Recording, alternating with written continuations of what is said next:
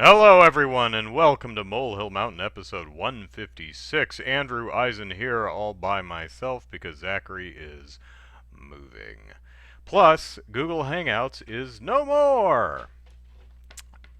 Which means that I can't use that, which is a shame because Google Hangouts actually worked really well for our purposes here on this show. I live in California, Zachary lives in Oklahoma.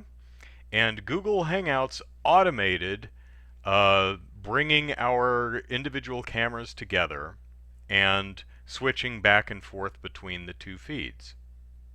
It was integrated into YouTube and it worked pretty darn well.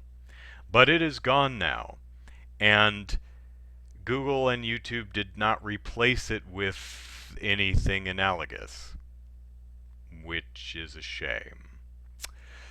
So, gonna have to find another thing to do because I would hate to have to do a video chat with Zachary over Skype or something, and then use like OBS to do one screen with my camera and then another screen with his camera, make sure the sound is correct, and then output that to YouTube, and then manually switch between the cameras.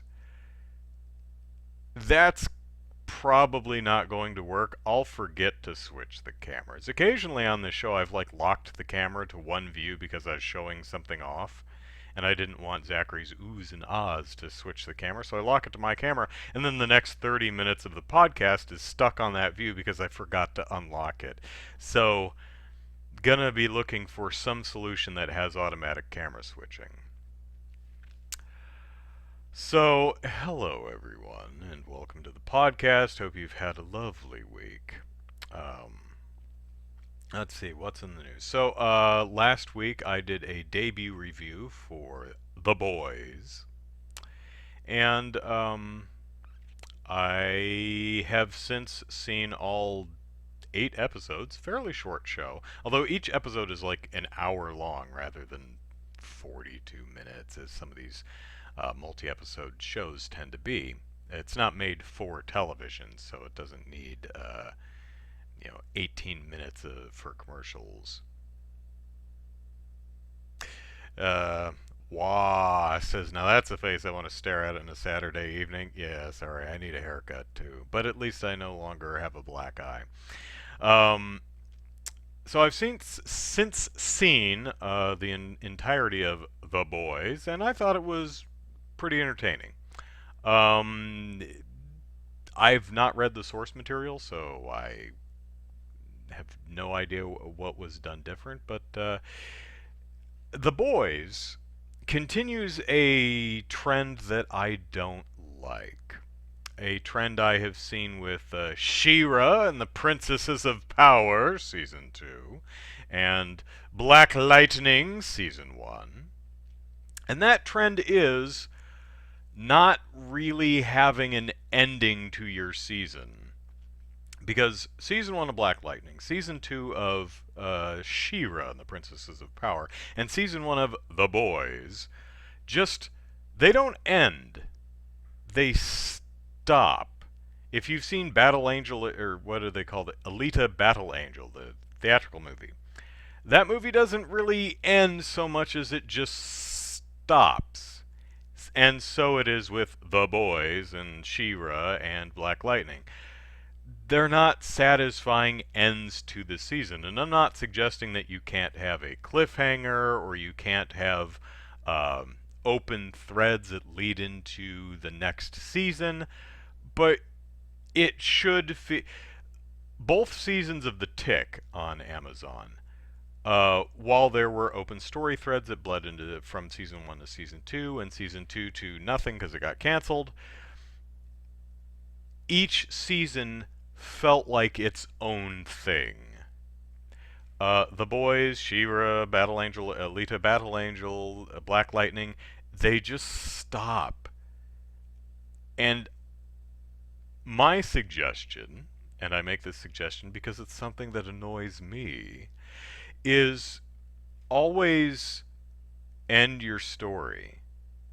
You can leave places to go, but don't write your movie or your series or whatever you're doing with the expectation or hopes that you're going to get to do more, because you may not.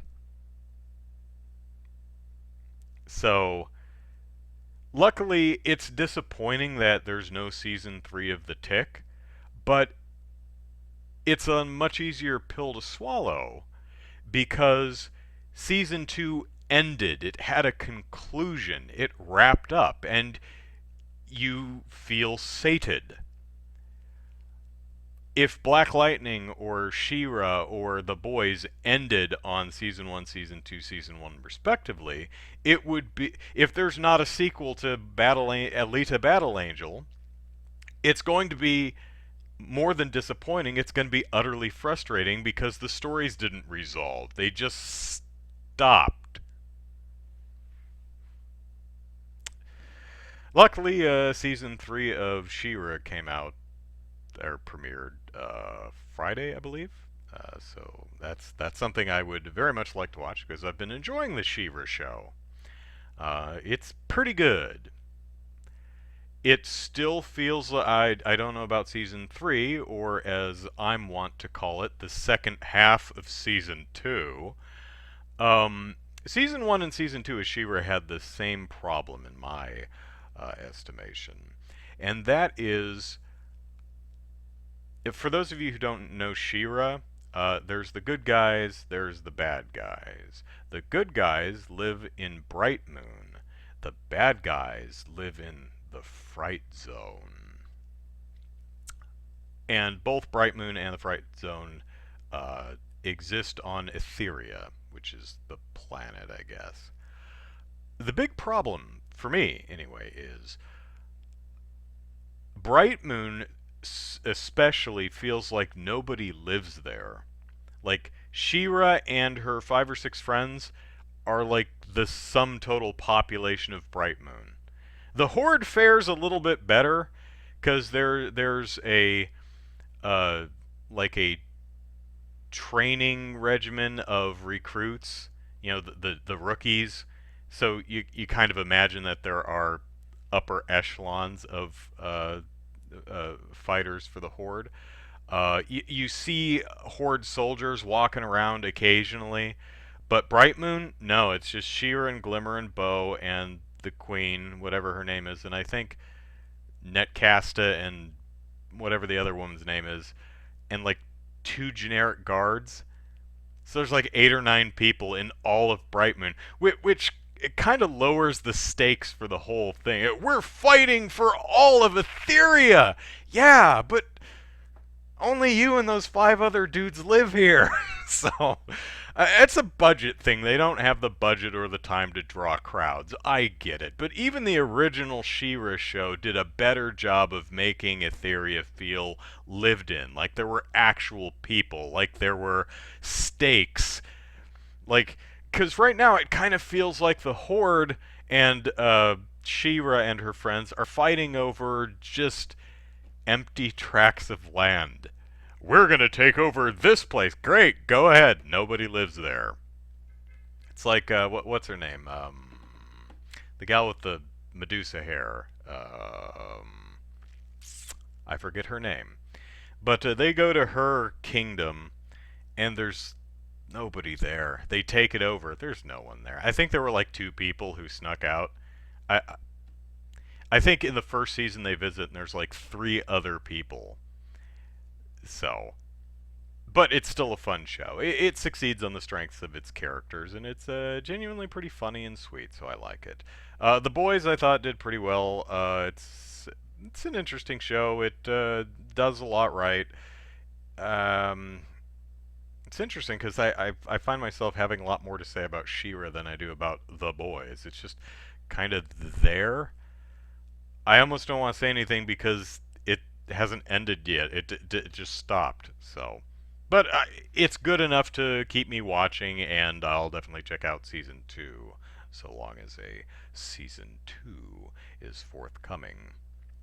So, how's the sound, everyone? Can you hear me okay? Do I need to adjust any of that? Just want to make sure everything's because this is a new setup. Want to make sure everything's going okay. So let's see. In other news, there was an interesting thing that happened. Was it today? Yeah, today. Um, the ESA managed to, well, essentially dox about 2,000 journalists. The ESA kept a list of journalist names and addresses and phone numbers um, of who attended E3 this year. Chaos says it's fine. Okay, good. Which is not terribly surprising because you have to register to go to E3. Considering that a lot of journalists who end up going to E3 are freelancers, the contact information that they would have provided ESA to register would have been their home addresses and home numbers. Uh, so the ESA, for some reason, no one can figure out why on earth they would do this, but they had a non-password protected spreadsheet of all this information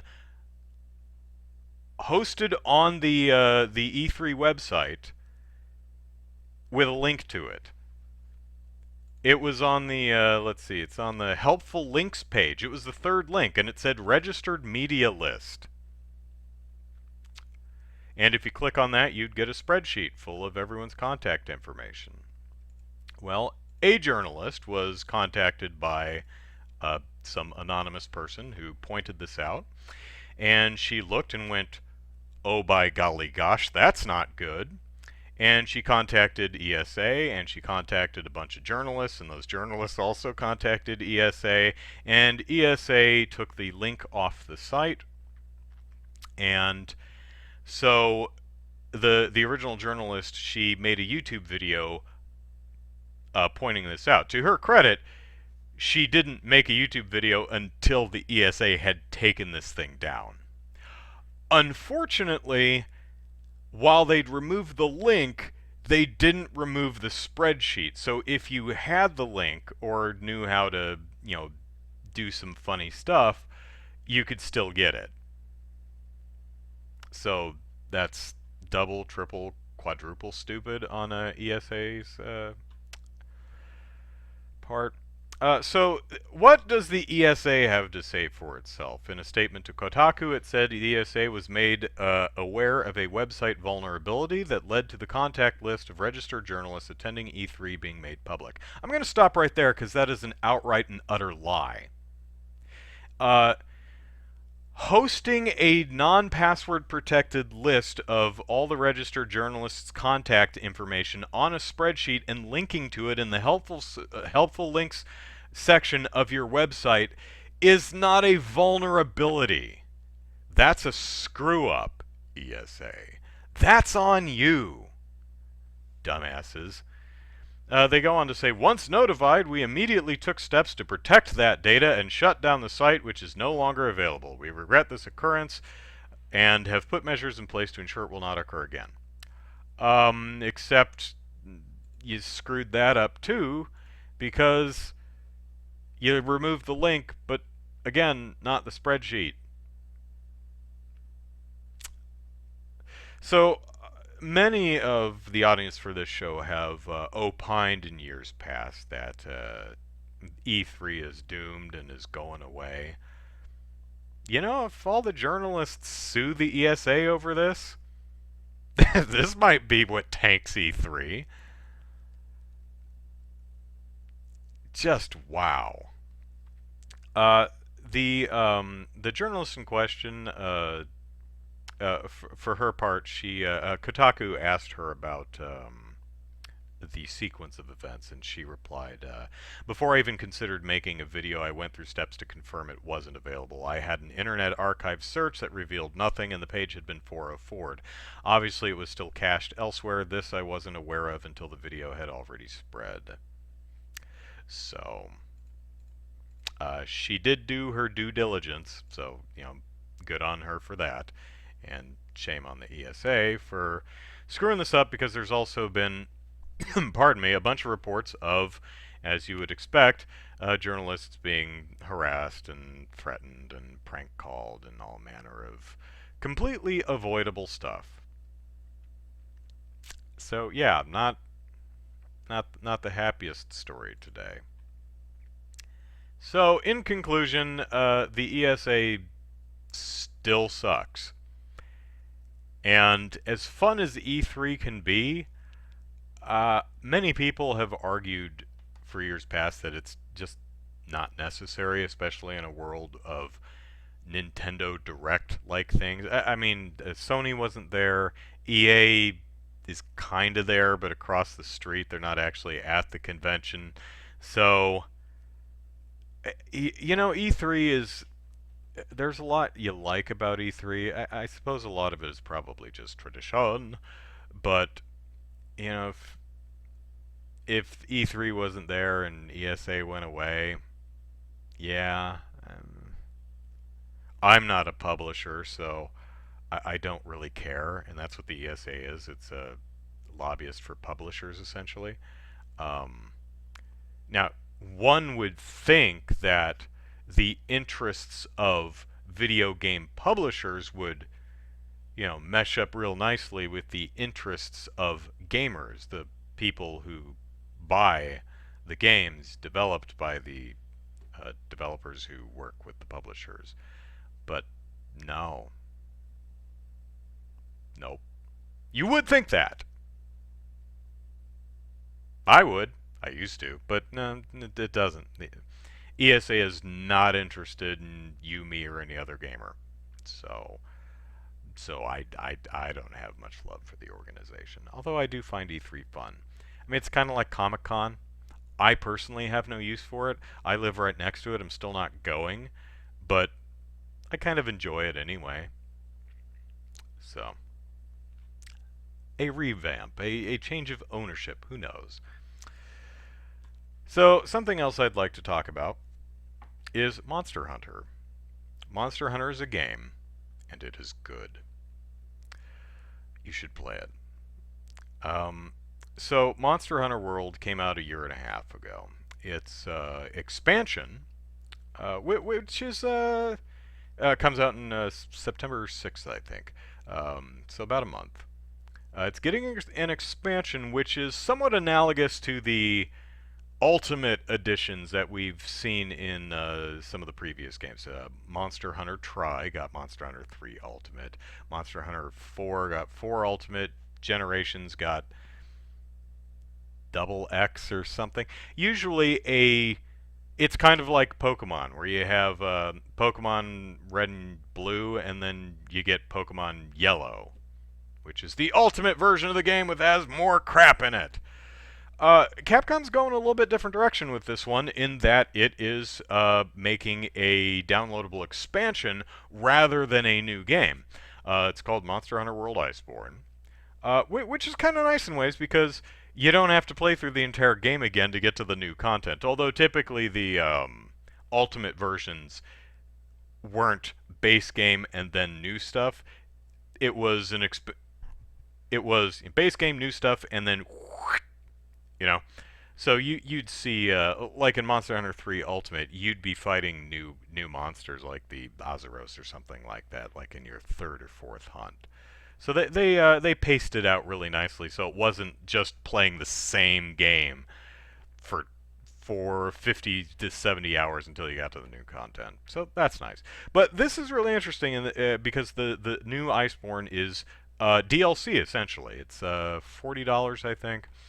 And they over the past couple of months, they've been slowly doling out new information about new features, a new area, new monsters. They started out. They announced the Bambaro, which is this amazing moose-looking monster with a big rack of horns that rams you and picks up trees and boulders in its horns and throws it at you. It's really great. There's the Beototus, I think it's called, which is essentially a snow shark. Um, there's Valkhana, which is a elder dragon, ice element elder dragon. They announced the Shrieking Legiana, which is a subspecies of the Legiana, a monster that was introduced in Monster Hunter World. And at the time, they teased that Tigrex would be coming back, and subsequently did announce and show off Tigrex. And that was pretty cool. We had Bambaro and Valcana, which are two brand new monsters. We had Tigrex, which is a returning monster, a monster that had been in the earlier games. Um, so brand new if Monster Hunter World is your first game. And Beototus, which I consider a subspecies like the Shrieking Legiana, even though they're not calling it that, because in subsequent footage we saw got a better look at the Beototus, and I went, oh, that's just a Giratotus. So instead of the swamp shark, we have a snow shark. There's also the Levisioth in Monster Hunter World, which is the Giratotus just in lava. It's the same monster, so it's essentially a subspecies. You could make an argument that it's a brand new monster, but I consider it a subspecies. It's way too. It's got some of the same animations. Um, so anyway, so two new monsters, two subspecies, and a returning. That's what we started out with, and Capcom has subsequently been announcing more and more stuff. This week, it flew a bunch of journalists out somewhere to have them play the first few hours of the game, and that revealed three new monsters: the Nightshade Paolumu, the Viper Kobitadachi, and the Coral Puke. Now, if you're well versed in Monster Hunter, you might notice, due to the prefix or the adjectives, that all three of those are subspecies.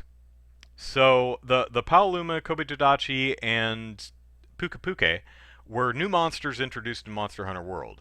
These are subspecies of them, or variants.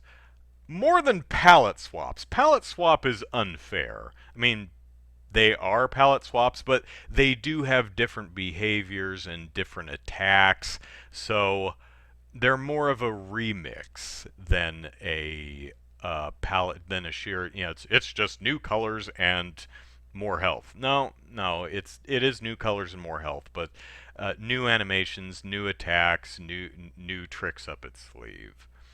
Um, Wa3 says, I'm totally new to RPGs and I'm actually playing Chrono Trigger for the first time ever on the DS. Good choice for a newbie. I'm enjoying it so far with 3 hours in, but not wowed yet, to be honest.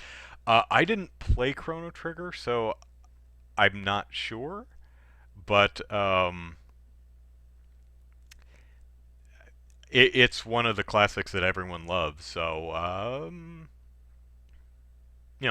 stick with it. See what the fuss is about. Otritsu back to Monster Hunter World says subspecies is always the way they've talked about them. Yeah. So they announced 3 new subspecies this week, and I thought about it, and I got kind of concerned because I did a quick head count, and by my count, there are 1, 2, 3, 4, 5, 6, 7, 8 subspecies. 5 returning monsters, like the Tigrex, monsters that are new to Monster Hunter World, but not new to Monster Hunter, and 2 new monsters, the Banbaro and the Velkhana. So, 2 new monsters, 5 returning, and 8 subspecies. And I thought about that, I'm like, that seems a little off balance. I don't know if Capcom's just playing some of the new stuff a little close to the vest just to keep the surprises. But I hope there's a better balance of new to returning and subspecies. I mean, I understand that subspecies are a lot easier to do than new or even returning monsters. You give an existing thing a makeover, change its behavior a little bit, give it a few new moves, boom, done, good, great. And I like the subspecies. Don't get me wrong. The Coral Puke is hilarious. I love the Puke anyway because it's this googly-eyed monster that has this long tongue that spits poison everywhere. And it's got this tail that also excretes glob of poison in this really gross, undulating way. It reminds me of the Giganox from 3. The coral Puke Puke, instead of spitting poison, it spits water. Like one of those children's lawn toys with the hoses that you hook up to a garden hose, and it has the little hoses that flap all over the place and knock eyes out of your children. Those things look really dangerous. Puke Puke just spits water all over the place, like an out of control fire hose just flopping all over the place. It's really really funny. Matthew, did I see the E3 mess? Yeah, you missed it. That was the first topic of the show, man. Sorry. But just to catch you up to speed, if this may be what finally kills E3, because I imagine lawsuits are coming at the ESA over that. Um, so I was thinking about Monster Hunter some more, and I thought, well, Monster Hunter 3 Ultimate had 9 new monsters, 2 returning monsters, and 22 subspecies, 6 of which are returning. Unless you, as a presumably North American gamer, had played the Japanese exclusive Monster Hunter Portable 3rd, in which case it was only 2 new monsters, 9 returning monsters, and 22 subspecies, 14 of which were returning. So, looking at that numbers, at worst, Iceborne seems to be following precedent. So, I also thought about it, and Monster Hunter Iceborne is very similar to Punch-Out on the Wii. Hear me out. Punch-Out on the Wii, when it was first announced, they just announced the Beginner's Cup, not Cup, League, whatever the first 4 boxers were. And it was Glass Joe. Glass Joe, we all know, he's been in all the games. Von Kaiser, we all know, he's been in most of the games. King Hippo, we all know we love King Hippo. And Disco Kid, a new fighter. So when Punch-Out was announced, it was 3 returning and 1 new. And oh my god, it was so cool. And I remember looking at the all the preview stuff for Punch-Out and going, oh man, I can't wait to see what other new boxers they have in Punch-Out. Disco Kid was the only new boxer they had in Punch-Out. All of the rest of them were returning, unless you count Donkey Kong is in there as a secret character after you beat the game. So I guess you could say 2 if you want to count Donkey Kong. I don't. But the rest of the characters were from the original games. Piston Honda and Soda Popinski and Super Macho Man, and I love Super Macho Man. I'm glad he was in it. But in a way, as great as Punch-Out was, and they need to do more of those, it was a little disappointing that there wasn't much new. On the other hand, even though Super Macho Man or Sandman or any of these guys were returning fighters, they were genuinely really different. Bald Bull and works really differently in Punch-Out. Playing him is a completely different experience in Punch-Out Wii than it is in Punch-Out NES or Super Punch-Out. And such is the case, I would imagine, with the returning monsters to Monster Hunter. Tigrex, Brachydios, Barioth. Yeah, they're returning monsters, but I imagine they're going to be probably not as different, because that was a huge generational jump between NES, Super NES, and Wii, and Monster Hunter from a few years ago and Monster Hunter today. I mean, the fidelity is certainly a lot higher, so it's going to be a different experience fighting them, I think. Another parallel I draw is subspecies. The title defense matches. Each boxer in Punch-Out Wii had a title defense match, which was essentially The title defense match for Glass Joe was essentially the Glass Joe subspecies. Because it's still Glass Joe, but he had a different look and a different gimmick and some new moves. So fighting him was a different experience. New yet familiar. So, I mean, if Monster Hunter World Iceborne ends up being just like the Fantastic Punch-Out, with mostly returning characters and a bunch of subspecies or title defense matches, you know, could be worse. So let's see what I'm missing in the chat here. Chrono Trigger doesn't really get good until 5 hours in. Well, Monster Hunter a lot of times is the same way. Tritsu says the hunter in World plays way differently than the hunter in Generations. That's true. That's true. Generations had the I forget what they're called. There were like 4 special move types that you could do. I forget what they're called. But yes, Monster Hunter World does actually play a lot differently.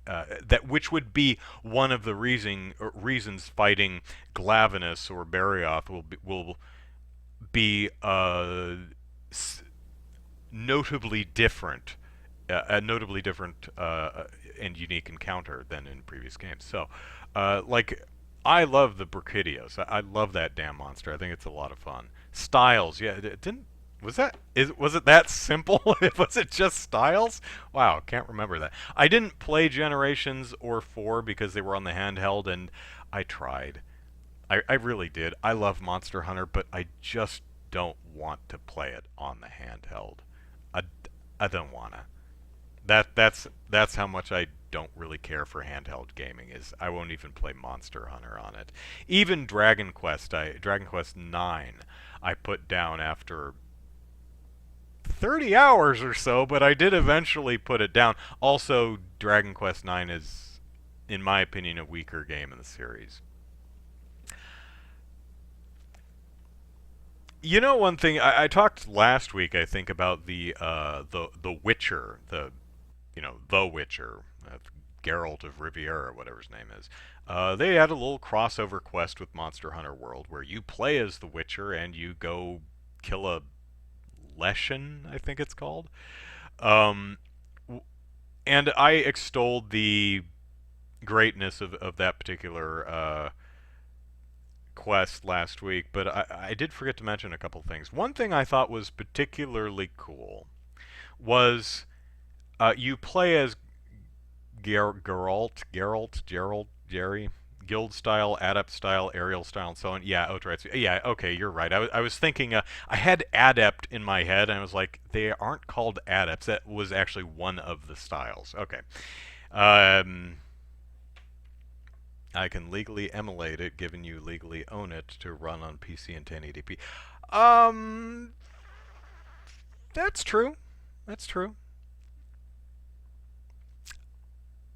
I don't think you can legally emulate it, but yeah, I don't have a problem if you own a game and you want to emulate it on. For example,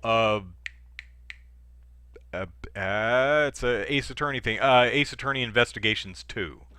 That never got localized, so I imported it and I downloaded a translated ROM because I don't read Japanese, and it's really good. And I felt better actually buying a copy. And I actually bought a copy. I didn't buy it used because that would defeat the entire point. So yeah, I agree. WA3. What was I talking about? Witcher Monster Hunter World. 2 things I really appreciated that they did. There's actually a story reason why your character, your hunter, is not there. The what is her name? Your handler mentions that your character, the hunter, is keeping all of the monsters out of the ancient forest while Geralt hunts down the Leshen, and he's like, "Wow, she's really good. She's like keeping the entire forest free of monsters just for me. That's badass." Another thing I really enjoy that they did is they recorded all new voice lines for this. And they must have recorded it twice because they use the proper pronouns for your character. Unless they call your male hunter she, I'm get. Normally they'll sidestep around pronouns. They'll just call you hunter, so that they don't have to record dialogue twice. One with, well, he's doing a great job. Well, she's doing a great job. Because it takes time and takes up twice the space.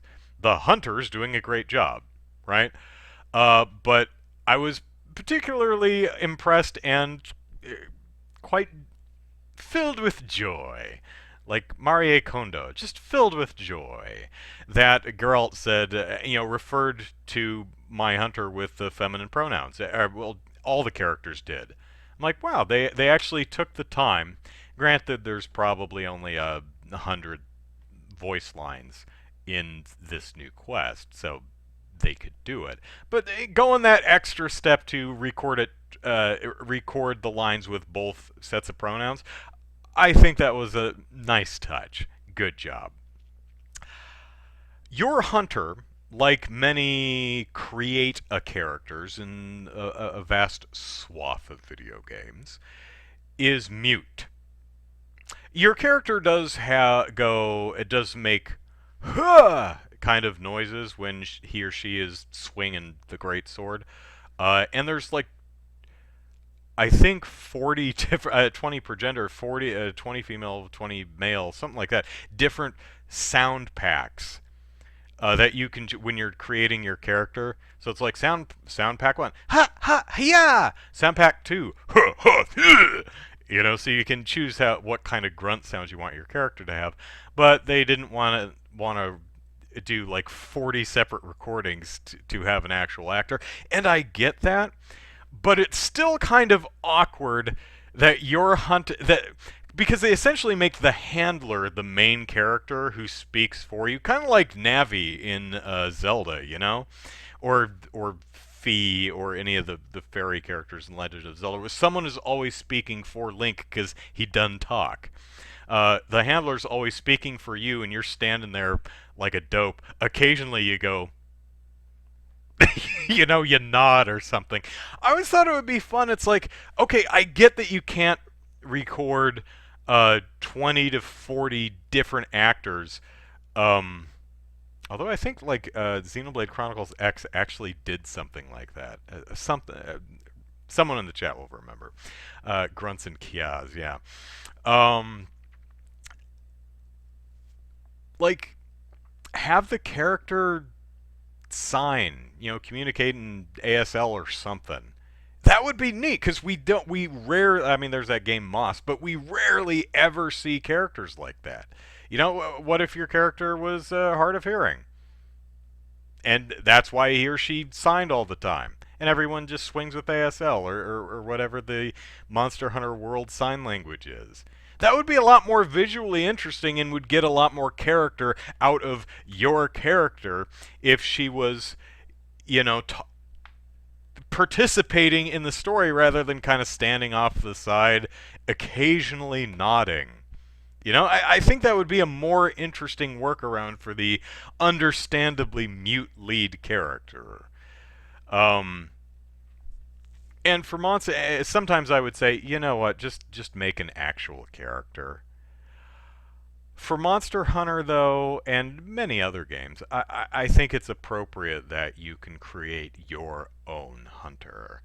But I do think they could still do a little bit more to make your character part of the story rather than feeling completely incidental. Because, like, the story of Monster Hunter World, all the cutscenes seem to happen around or next to your character. you know, just the occasional polite nod. I would enjoy that anyway. So, it's something I've always thought for Link, because he doesn't talk. Just make him sign. That'd be neat. So, let's see. That's all the topics I had for today. One more thing, I suppose, is I officially registered for this year's Extra Life charity event, which will be November 2nd, so the first Saturday of November. It'll start on noon on Saturday and go to noon the next day. For now, I'm setting the goal at $2,000. Last year it was 1,500, and we raised just over 18. So 2,000 might be doable. We'll see. So the fundraising page is there. I'm still really in the planning stages as so far as donation goals, incentives, what I'm going to play, all that kind of stuff. So if you're welcome to visit the fundraising page, extra-life.org/participant/Andrew Eisen, Eisen. So you're welcome to visit it. If you want to make a donation now, you are more than welcome to. There's not much there now because, again, still in the planning stages. I will be updating that fundraising page with more specifics of what I'll be doing on November 2nd. I've got some fun ideas. I'm just coordinating with my sister because I want to bring her out here. Again, she's fun to have. So any ideas that you guys have? Matthew, yes, I did see the massive data leak by yeah, that was the E3 thing you asked about. Yeah, I already talked about that at the beginning of the show. Yes, the ESA is incompetent and deserves a swift kick in the coccyx. WA3 says, "What do we get once the goal is reached?" Wink, wink. I have not decided yet. Last year, the reaching $1,500 meant I dyed my hair a funny color, which I allowed people to people who donated to vote on what color I'd dye my hair. Ended up dyeing my hair pink. Unfortunately, my hair is really dark, so it ended up more of a burgundy than a, like hot pink, but it was still a lot of fun. So I'm still working out what happens when we hit $2,000, if anything. Hopefully something, right? I'm still working that out. Chaos says, if you decide on Mario Maker, I'll buy you a year of Nintendo Switch Online.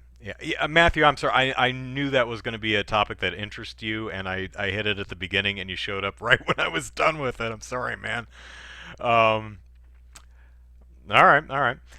So I am considering like a game that I can play with other people. Mario Maker would be an interesting one. Matthew says use Discord plus Twitch in the future for the podcast or for the charity stream. But anyway, just thought I'd let you guys know. One funny thing happened is I had last year, every time someone makes a donation, I have my account linked to my Twitter, so it's like I just raised $25 for Children's Hospital, yay! And so when I registered for this year, Extra Life puts out a tweet on my behalf saying I registered for Extra Life this year, and I tweeted, "Oh, I didn't know that was going to happen, but okay, hey, fundraising page, nothing there yet, but." There you go. Extra Life actually got back to me with instructions on how to turn that off. I'm like, guys, it's fine. I just didn't realize it was on. Yeah, for the charity stream anyway, I do output to both my YouTube channel and Twitch simultaneously. So, but Discord is something I've looked into a little bit. I'll probably have to look into it a bit more. But my initial impression of Discord is it's something I would want to pay a lot more attention to because it's something that kind of exists whether I'm there or not, and I don't have the time to do that. So makes me a little bit iffy because I mean I don't have the audience where I could get enough people to moderate. I don't I don't know. It's something to consider. Take time to set up. Yeah. Still trying to figure out the best way to do podcast because I need to do multi-camera I need some platform where Zachary can dial in and automates between our two feeds. Because I can't switch manually. Because I could do it through OBS or something, like have him video in through Skype, and then just have one camera on me, one camera on him, and then manually switch between the two. But that's really difficult to do when you're actually co-hosting the show. Um, I could do a split screen where half the camera is me and half is him. I don't really want to do it that way, but I could. We'll see. Any suggestions, feel free to tweet or comment or whatever. So any topics anyone want to hit before call tonight? Because I've got some things to do. Oh, I'm gonna have another video up tomorrow. I think, unless YouTube does something stupid with it, like they did the last time. I think it is a. I think it's a Andrew Eats. I think it's me trying weird food. So look forward to that. It's. I have no idea why anyone would want to. I wouldn't want to watch a video of me stuffing things in my mouth, and then chewing and then talking around it. But a lot of you really seem to dig it. But um, that'll be up tomorrow. I've also got a couple things in the queue. I've got another debut review filmed. Need to edit it, and I've got some other Andrew Eats. I tried to do a review haiku for Spider-Man, but it didn't turn out to my standards. Um, so I need to rework that. We'll see. Uh, yeah, as WA3 is talking about, almost all of my videos, from these podcasts to a video of me eating a weird fruit, YouTube flags as inappropriate. And then I request a manual review, and usually a day later they say, "Hey, good news! We reviewed your video and it's fine," which is just another way of saying, "Hey, we got it wrong again," just as we have gotten it wrong every single time so far. You think they just give me the? You think after 100 times of being wrong consecutively, you'd give the channel the benefit of the doubt? Randomly audit their stuff. 1 in 10. Just randomly audit 1 in 10 uploads, just to make sure they're not uploading anything really, anything bad. But it's sometimes I hate YouTube. I mean, technologically speaking, it's a really cool platform. It does a lot very, very well. But it uses an algorithm that literally does not work at all. It's wrong all the time about everything. It's like, why do you use it? I mean, if I used a tool and that tool resulted in a failure every single time, not only would I be utterly humiliated and phenomenally embarrassed, I'd stop using that tool. But I guess it's a shareholder thing. It's better to do something. It's more important. Doing something that works isn't important. It's just doing something. Doesn't matter if it works, as long as you do something. Then shareholders are happy. Which would make shareholders shallow idiots. But what do I know? I don't hold shares. So start a new channel, see how it goes. Nah. Start from scratch. Yeah, I mean, I've got 11,000 subscribers. Granted, only about 100 if you watch my stuff. I don't know what the rest of you are doing. I don't know where it turned. I don't know at what point thousands of people said, "Oh man, I just don't dig Andrew's content anymore." But it is what it is. It's fine. As long as the few people who watch my work enjoy my work, I'm pretty happy. I doubt they'd let someone get away with 9 uploads they don't audit, says a tried Sue. They don't audit anyone. They're lying when they say they manually review. They're not manually reviewing. They're lying. So, I I'm fibbing a little bit by saying they're wrong every single time. They did um there have been a couple videos where they said we manually reviewed this and we have confirmed that it does indeed fall afoul of our advertising guidelines or whatever. And it doesn't at all by any stretch. And I've gotten into it with YouTube reps, and I've told them I said point out what specific you say you manually reviewed the video, so you should be able to tell me why it doesn't. What specifically falls afoul of which specific guideline? Go ahead, I dare you. I double dog dare you. I've offered them money. I said, I will PayPal you specifically, YouTube person. I will PayPal you $10,000. That's like my life savings, everything. That's like me emptying my 401k and everything. I will give you all my money if you can identify what what my video falls afoul of, and they never take me up on it. I didn't start there. I started with $50 and then went 100 and then went 1,000 and then I went 10,000, and they just stopped responding after that. And it's because they don't actually review your video. They're lying. They don't know what's wrong.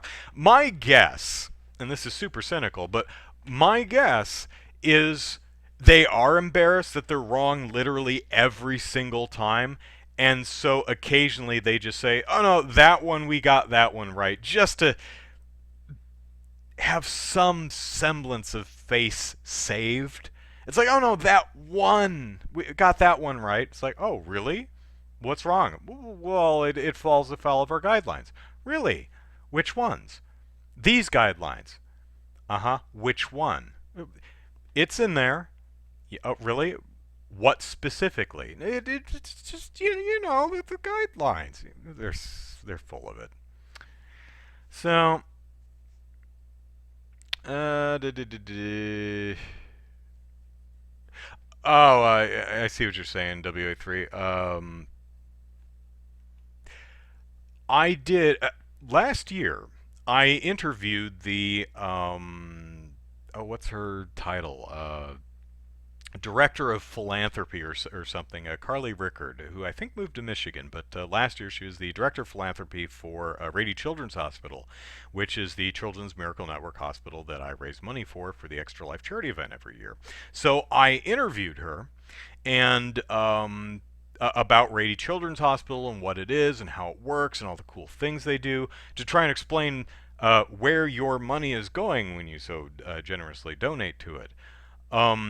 That video got flagged by YouTube. It was also one that they, after review, said, we've manually reviewed and we confirmed that it's not appropriate. And I'm like, it's a video of me interviewing the Director of Philanthropy for Rady Children's Hospital about a hospital for children and raising money for the hospital for children. What could possibly... And I'm looking at your advertising guidelines. Nudity. No, we're both fully clothed. Profanity. No, we don't use any profanity. On and on and on. There's literally nothing that could possibly, by any stretch, run afoul of your advertising guidelines. So, I re-uploaded the exact same video minus like one frame or something like that, because YouTube will notice that it's the same video and not upload it. But otherwise, I uploaded the exact same video. It was fine.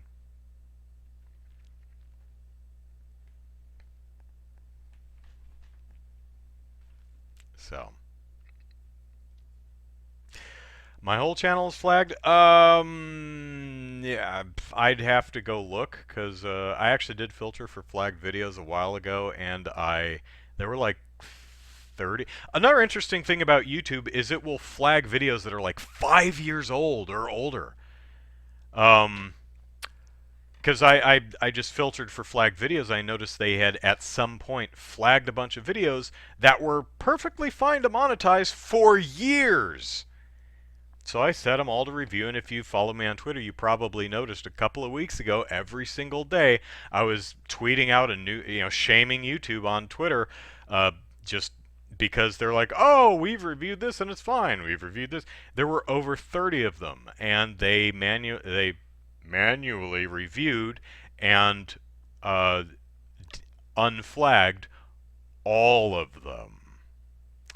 So, yeah, wrong about everything. Good job, YouTube. I mean, at least YouTube technically works most of the time, but God.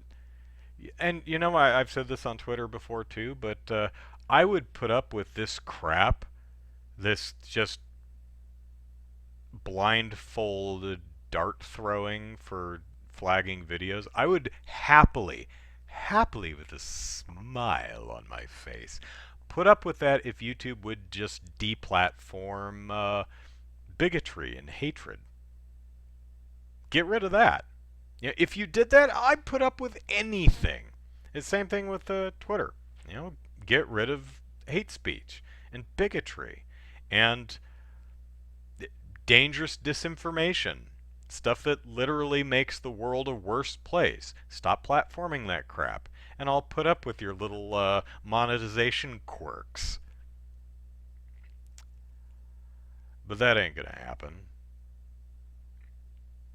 I would so love to be wrong about that. Oh well. So it's 8 o'clock. I am going to eat dinner.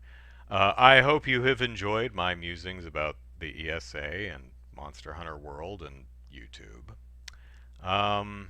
Some movies I'd like to see. I'd like to see Once Upon a Time in China, America, Hollywood, the Tarantino film.